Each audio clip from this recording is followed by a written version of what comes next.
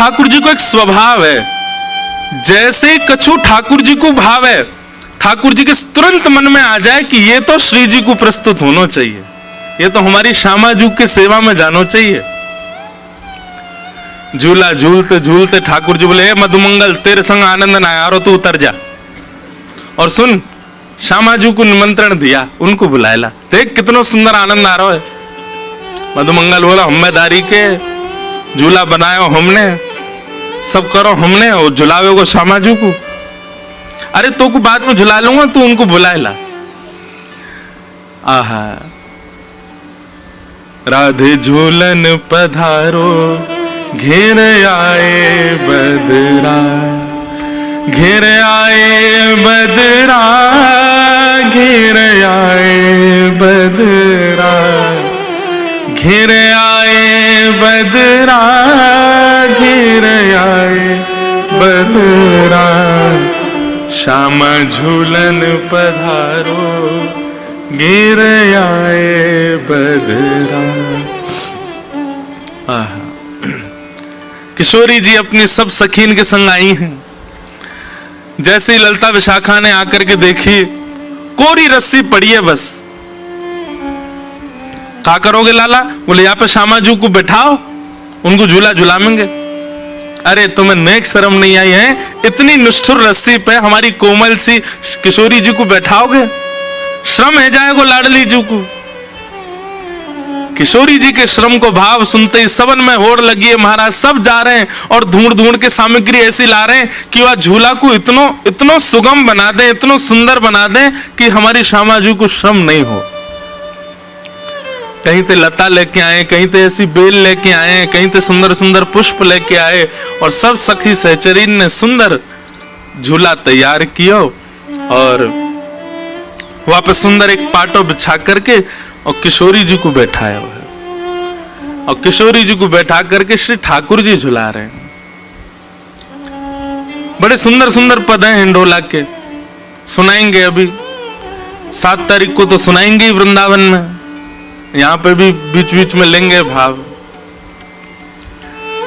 ठाकुर जी झुलाते झुलाते जैसे ही वेग नेक तेज होवे झूला को, सोई उछल करके बैठ जाएं किशोरी जी के बगल में, और दोनों मधुर हिंडोला झूल रहे हैं। तो जब सखीन के समीप जावे हिंडोला, तो वास्तव में तो सखीन को मन रूपी मयूर नृत्य करे, क्योंकि संयोग है रहो है। लेकिन जैसे हिंडोला पीछे को जावे, वियोग में व्याकुल है जाएं, तो वियोग और संयोग दोनों को ये मिश्रण, ये एक ही जगह संभव है, एक ही लीला में संभव है, और वो है हमारे श्रावण के हिंडोलान की लीला। ऐसे संयोग वियोगात्मक लीला ठाकुर जी संपादित कर रहे हैं झूला झूल करके। एक जगह तो पद है, झूला झूलत चतुर्भुजनाथ। अब मन में भाव आवे कि चतुर्भुज ठाकुर जी झूला कब से झूलन लगे, शंख चक्र गदा पद्मधारी ठाकुर जी झूला झूल रहे हैं, तब वहां को भाव आवे चतुर्भुजनाथ मतलब 2 भुजा किशोरी जी की हैं, 2 भुजा ठाकुर जी की हैं। एक दूसरे पे कमर लगा के बैठे, मतलब ठाकुर जी पल्लंग को मुंह करके, किशोरी जी इतकू मुंह करके, यहाँ तक किशोरी जी ने पकड़ रखा है और पीछे तो ठाकुर जी ने, और दोनों की कमर आपस में मिल रही है, पीठ आपस में जुड़ रही है, और सब सखी झुला रही है। बड़ा सुंदर ये श्रावण को महीना है। हमारे लाल जी और किशोरी जी खूब सुख पामे।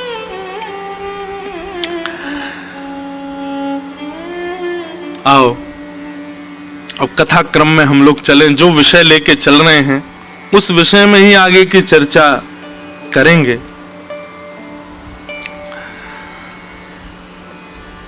नव योगेश्वर संवाद, जिस विषय को लेकर के ये क्रम चल रहा है, राजा निमि अपने प्रश्न कर रहे हैं और 9 योगेश्वर उनके प्रश्नों का उत्तर दे रहे हैं। कल राजा निमि ने प्रश्न किया था कि महाराज भागवत धर्म किसको कहते हैं। तब कवि नाम के योगेश्वर ने उत्तर देते हुए कहा कि भगवत प्राप्ति, ठाकुर जी अपनी प्राप्ति का साधन जो बताते हैं उस साधन का पालन करने वाला व्यक्ति ही भागवत धर्मावली है। ठाकुर जी ने येन केन प्रकारेण कहीं भी ऐसा कहा है कि ये करने से मैं मिलूंगा, और उस क्रिया को करने में जो पीछे ना हटता हो वही भागवत धर्मी है।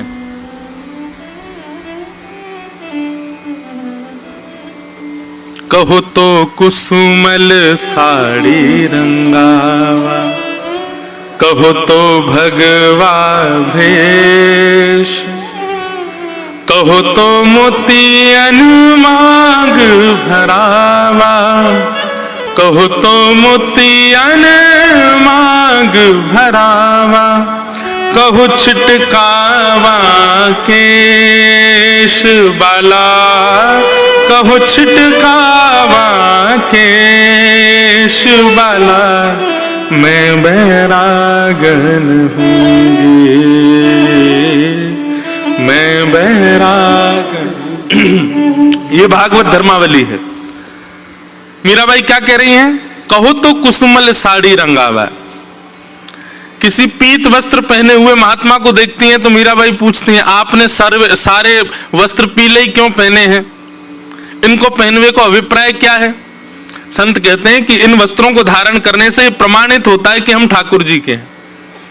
आहा, मीराबाई दौड़ करके गई, जहां भी पीले वस्त्र मिले वही पहन के आ गई। सब घर के कह रहे हैं, अरे मीरा, तू राजघराने की थोड़ी तो मर्यादा देखा कर, क्या पीले पीले वस्त्र पहन करके जोगन बन के घूम रही है? बोले एक संत मिले थे सुबह, वो कह रहे थे कि पीले वस्त्र पहनने से हम ठाकुर जी के ये प्रमाणित हो जाता है। आहा,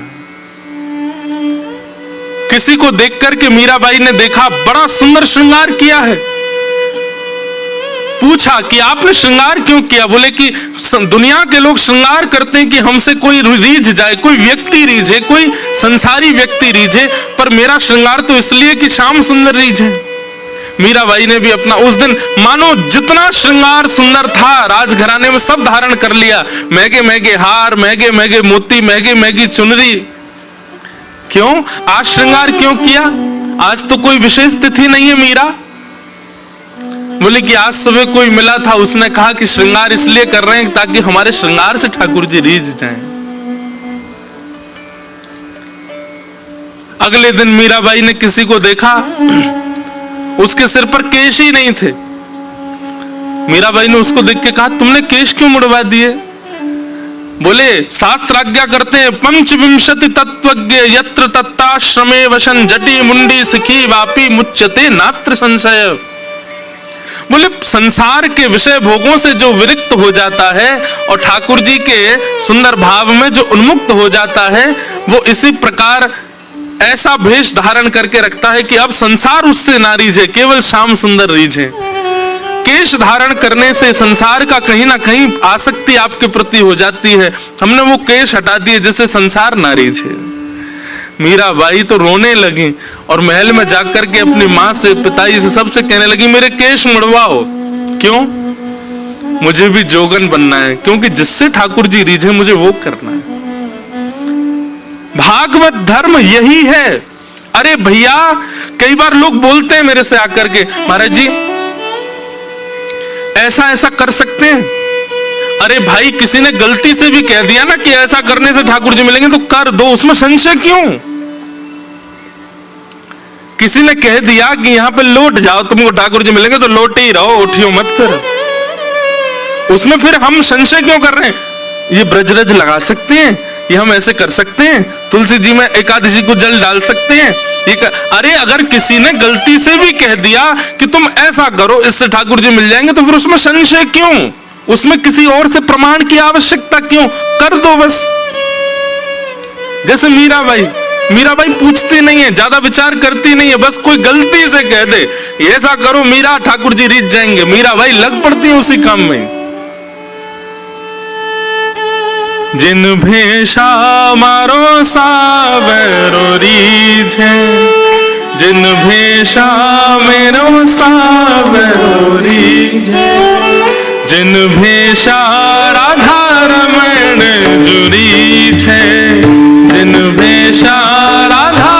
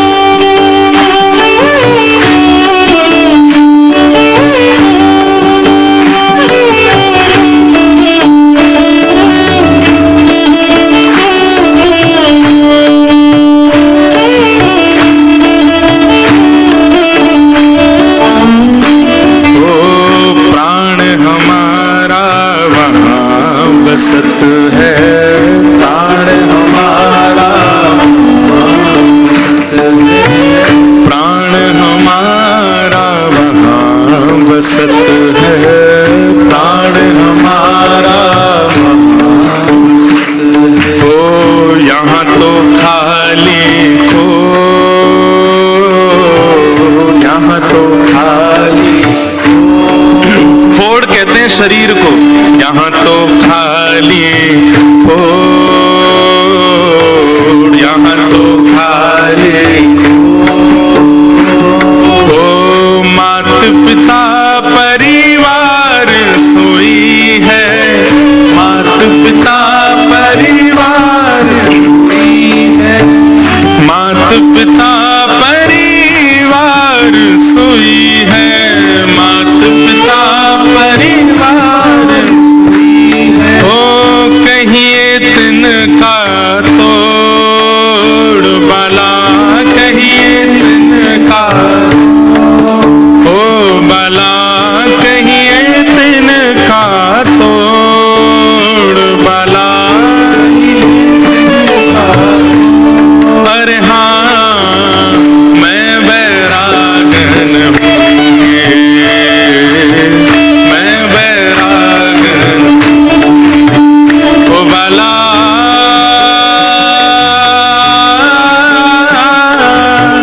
मैं बैरागन हूँगी, मैं बैरागन हूँगी, मैं बैरागन, ओ मैं बैरागन हूँगी, मैं बैरागन।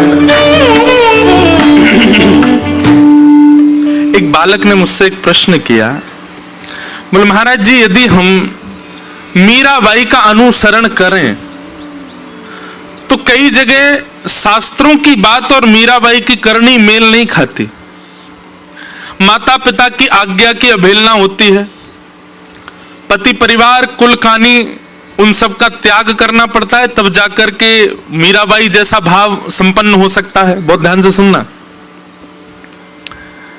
और वही शास्त्र कहते हैं माता पिता की आज्ञा मानो, आदि आदि व्यवहार निभाओ, संसार में जिस काम से आए हो वो करो। इसमें एक उत्तर समझ में आता है, बहुत ध्यान से सुनना।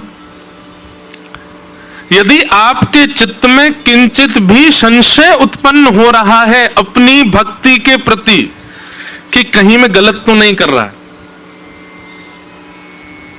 अपनी भक्ति पर एक क्षण के लिए भी यह भाव आता है कि कहीं हम गलत तो नहीं कर रहे हैं, तो आपको अपराध लगेगा। पर मीराबाई को तो पूर्ण विश्वास था कि वो जो कर रही है वो परम शुद्ध है, परम सत्य है और परम सात्विक है।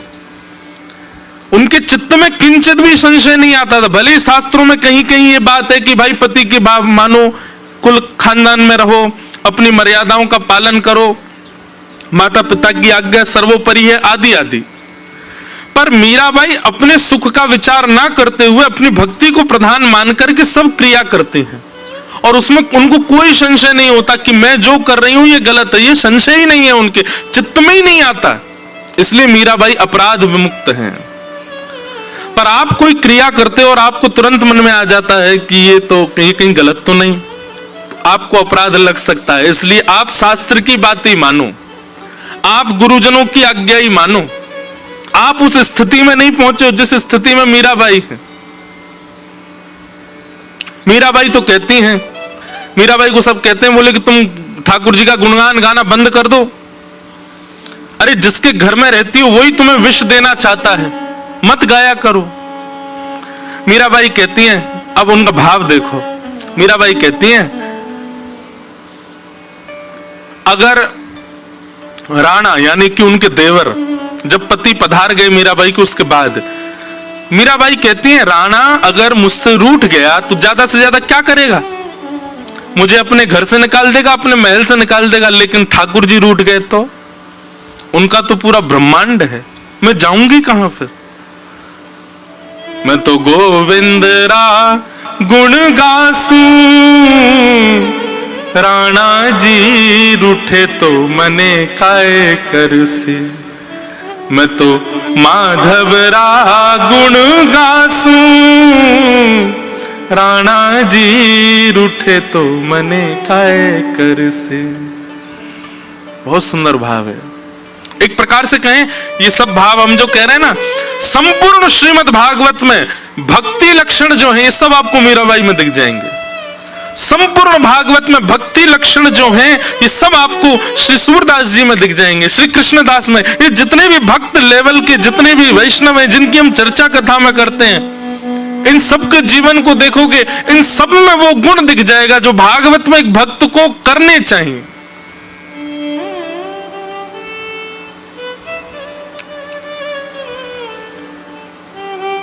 हमें अभी भी चिंता है, कहीं हम वृंदावन गए तो वो नाराज हो जाएगा या वो हो जाएगा, ये हो जाए। आपके लिए वो नाराजगी ज्यादा महत्वपूर्ण है उसकी, आपके लिए ठाकुर जी महत्वपूर्ण, आप विचार ही नहीं करोगे। अरे संसार के विषय भोगने में व्यक्ति बिल्कुल विचार नहीं करता। मैं कहीं मदिरा पान करूंगा, माता पिता ना, अरे होंगे तो कोई नहीं, मना लूंगा, पी ले अभी तो। अरे मांस खाना पाप है, हम हमारे यहाँ मांस नहीं खाते। कोई बात, कौन देख रहा, खा लो। वहां पाप करने में इतनी चिंता नहीं होती व्यक्ति को, लेकिन ठाकुर जी भजन करने में कितनी चिंता करता है, कितना विचार करता है, ये करूं तो ये हो जाए, ये करूं तो ये हो जाए, वो सोचे ये करे। व्यक्ति दूषित कर्म करने में भयभीत होते हुए भी कर देता है, और भजन करने में भयभीत होते ही छोड़ देता है। अभी कनाडा में मैं था, तो वहां पर हमारे लाल जी बड़े विचित्र हैं। शनिवार रविवार छुट्टी होती है, तो उस दिन तो किसी को दर्शन देने के लिए आज्ञा नहीं करी। सोमवार को जिस दिन सबका काम होता है, उस दिन श्री लाल जी के मन में भाव आया, आज हम सबको दर्शन देंगे। तो हमने रविवार को कहा कि भाई कल ठाकुर जी का दर्शन 2 बजे से दोपहर में होगा। तो जितने लोग बैठे सब बोले, महाराज जी हमारे तो काम होते हैं, किसी का कॉलेज होता है, किसी। मैंने भाई अब तो यही उपचार है, परसों तो हम जा रहे हैं वापस, कल ही दर्शन होंगे लाल जी के। अब हमको ऐसा भाव आया कि वही आएगा जो अधिकारी होगा, सब नहीं आएंगे, भीड़ नहीं आएगी। दूसरे दिन महाराज इतनी भीड़ आई लाल जी का दर्शन करने। अब मैं सबसे पूछूं तुम्हारा काम, बोले हम सिक लीव डाल के आए हैं, हम झूठ बोल के आए हैं, हमारा लंच टाइम था, हम भाग के आए हैं। 2 बालक आए, बड़े प्रसन्न मुद्रा में नाच रहे थे। मैंने कहा हाँ भाई तुम्हारा काम? बोले हमको तो महाराज जी हमारे काम से फायर कर दिया, निकाल दिया। मैं तो नाच क्यों रहे हो? बोले श्री गिरधर लाल जी ने आज ऐसा लगता है कि स्वीकार किया, एक बंधन था वो छुड़वा ही दिया हमारा। अरे मिल के घर कैसे चलेगा तुम्हारा? बोले कुछ दूसरी व्यवस्था इन्होंने छुड़वाया, यही करेंगे। मैंने कहा बस ये विश्वास चाहिए जैसा है। अब संसारी व्यक्ति तो इस बात में मुझे कोस सकता है, मतलब क्या सिखा रहे हो तुम लोगों को, सब छोड़ छाड़ दो, ये सिखा रहे हो। हम कभी नहीं कर, बिल्कुल बने रहो, जहां हो वहीं के रहो। लेकिन जिस दिन ऐसा अटूट विश्वास हो गया ना, मेरे कहने से नहीं छोड़ोगे, तुम खुद ही छोड़ दोगे सब।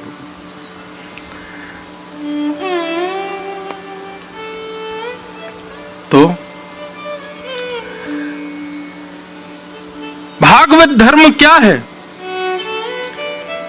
जिससे मैं ठाकुर जी का हो सकूं, वो सारी क्रियाएं, वो सारे बातें, वो सारे उदाहरण स्वीकार करने लग जाए, वही भागवत धर्म है।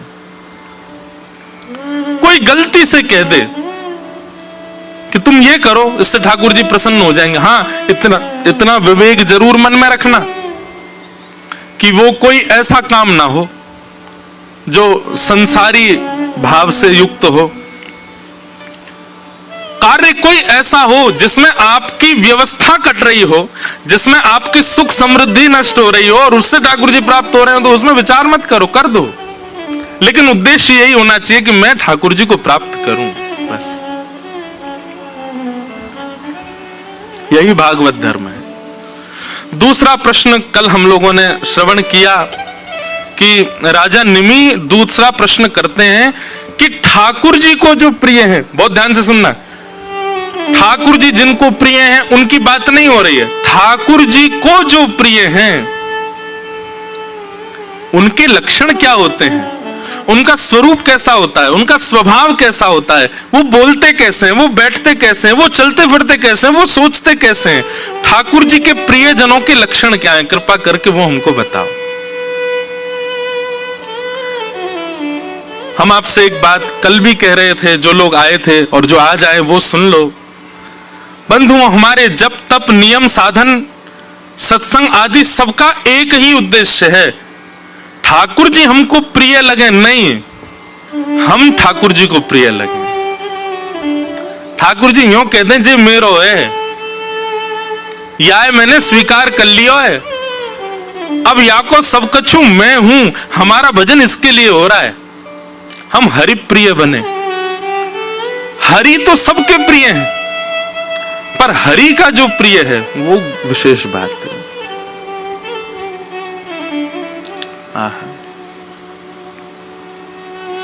तो यहां पर हरि प्रियों के लक्षण बताए गए हैं। तो कल हमने एक लक्षण सुन लिया था कि हरि प्रिय का प्रथम लक्षण क्या है?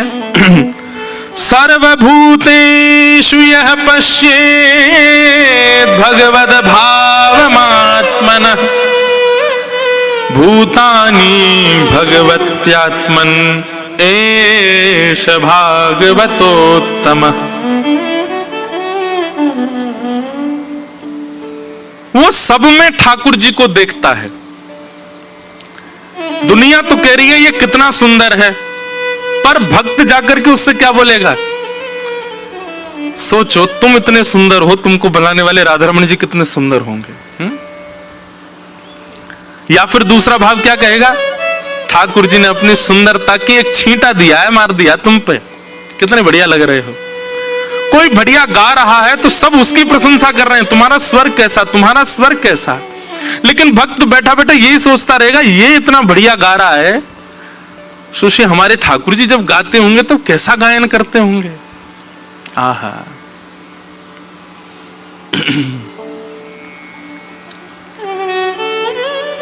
वीणा लेके गावे रंगीली राधे, वीणा लेके गावे।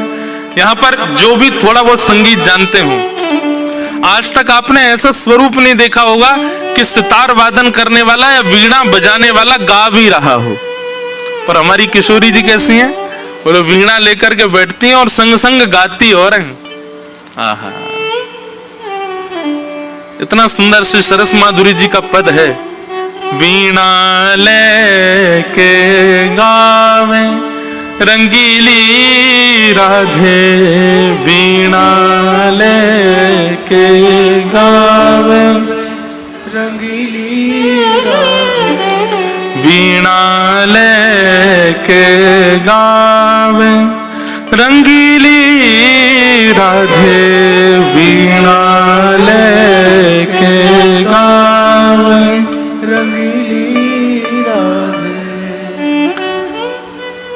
श्याम रूप अभिराम अधर धर, श्याम रूप अभिराम अधर धर, वंशी सरस बजावे, वंशी सरस बजावे। किशोरी जी वीणा बजाती हैं और जब गाती हैं सब पीछे से ठाकुर जी आकर के बैठ जाते हैं और किशोरी जी के स्वर में अपनी वेणु को लग करके और किशोरी जी के साथ साथ पीछे वेणु बजाते हैं ठाकुर जी।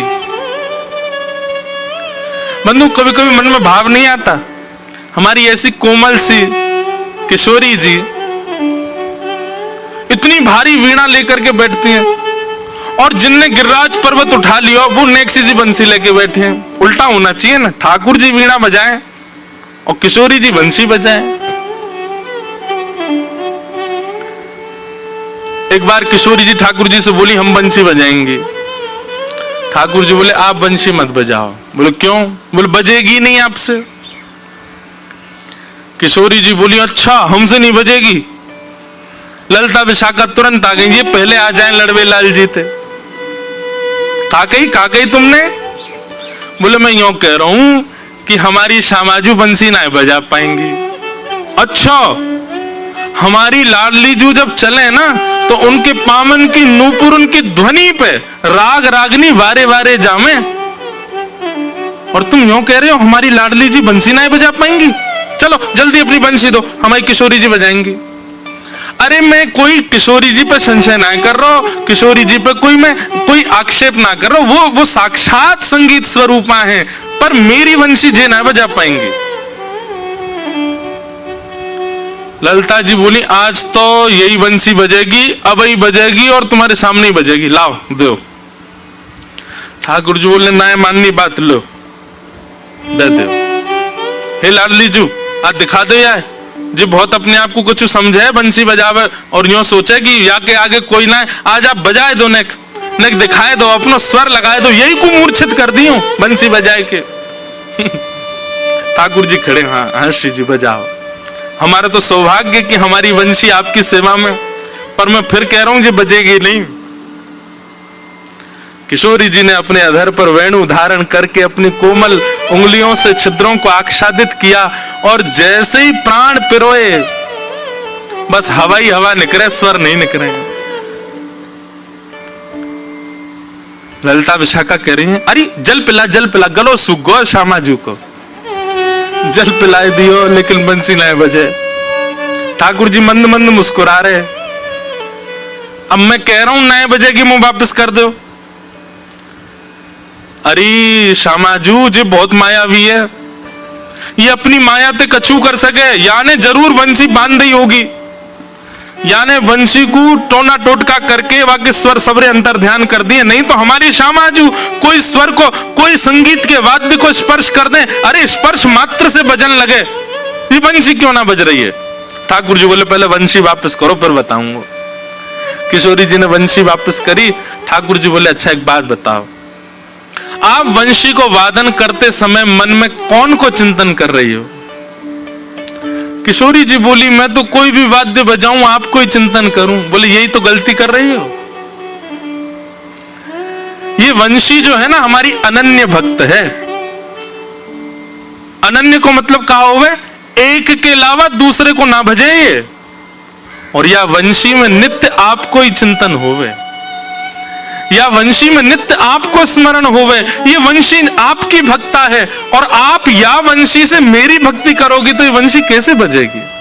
हे श्यामाजू आप नेत्र बंद करके अपनो ही चिंतन करो, मतलब अपने स्वरूप को ध्यान करो। जब आप अपनो ध्यान करोगी तब ये वंशी बजेगी, क्योंकि या वंशी में तो नित्य आपको ही गायन की हो जाए। किशोरी जी ने अधर पर वंशी रख के जैसे स्वयं को स्मरण किया, अपने रूप नख, अपने रूप नेत्र आदीन को स्मरण किया, अपनों ही स्मरण करके जैसे वंशी अधर पर धरी, बिना फूंक के वंशी बजन लगी। किशोरी जी के नेत्र सजल है गए, दौड़ करके अंक में भर लिए श्याम सुंदर। आपकी या अनन्य प्रेम पे ही तो मेरा मन करे कि मैं वारी वारी जाऊं। अरे स्वयं तो अनन्य है, अपने अंग संग रहवे वारे सब वस्तु भी अनन्य कर ली आपने। ठाकुर जी को श्रृंगार भी अनन्य है। अगर किशोरी जी सन्मुख नहीं है तो वही हीरा ठाकुर जी के थोड़ी पर लगो लगो चमकेगो नहीं। ठाकुर जी को मुकुट भी अनन्य है, वही मुकुट जो नित्य श्री जी के बगल में अत्यंत शोभायमान होवे। श्री जी से नेक वियोग होने पर वाकी कांति भी फीकी पड़ जाए। ठाकुर जी के बाजूबंद, ठाकुर जी की मधुर जो कोई भी श्रृंगार हैं वे सब भी अनन्य हैं, और सब अनन्य भक्त कौन के हैं? श्री जी के भक्त हैं। जैसे एक व्यक्ति सज धज करके आवे तो उसके साज सज्जा दिखने के लिए उस पर फोकस लाइट होनी बहुत जरूरी है। ऐसे हमारे ठाकुर जी कितने सुंदर बनियाम हैं। श्यामाजू को यदि दृष्टि स्वरूप प्रकाश उन पर नहीं पड़े तब तक ठाकुर जी को श्रृंगार चमके ना है। या को मतलब श्रृंगार में कमी नहीं है, वो श्रृंगार सब अनन्य है जाए। किशोरी जी के भक्त है जाए सब। जब किशोरी जी सामने आवे तभी आनंद होवे।